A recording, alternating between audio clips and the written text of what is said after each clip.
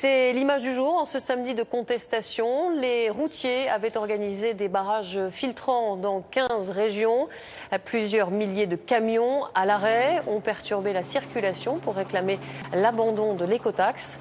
Alors que le gouvernement a annoncé un report, un examen dans le cadre de la loi de finances 2015. Les barrages ont été levés à la tombée de la nuit. Christelle Méral, Pierre Lebeau. La main sur le klaxon, les poids lourds prennent possession de la route. Ils ont temporairement bloqué l'arrivée à Toulouse ce midi. Puis les automobilistes ont pu passer au compte-gouttes. Un barrage pour réclamer l'abandon pur et simple de l'écotaxe. Pas question de se satisfaire d'une suspension. Ça va nous programmer encore une surcharge dans le coût de transport qu'on ne pourra répercuter difficilement. Donc on veut la suppression de l'écotaxe. C'est tout, on veut que ça. La taxe qui nous impose nous bouffe les bénéfices. Aux abords de Paris, les routiers se sont organisés pour tenir toute la journée. Tous dénoncent cette écotaxe qui pourrait les étrangler financièrement.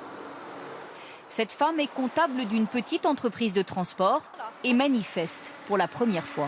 Il faut qu'on se défende, on ne peut pas continuer à rester à payer des taxes comme ça et puis à toujours travailler de plus en plus parce que c'est ça qu'on fait, nous, on travaille de plus en plus et on a l'impression qu'on gagne de moins en moins.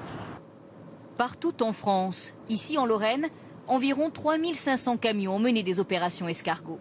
Au total, 47 barrages dans une quinzaine de régions. Des opérations diversement appréciées par les automobilistes. Les gens veulent manifester, ils manifestent. Moi, à titre personnel, je suis pour l'écotaxe. Il y a trop d'impôts, on est complètement submergé, il faut que ça cesse pour tout le monde. Donc je les soutiens.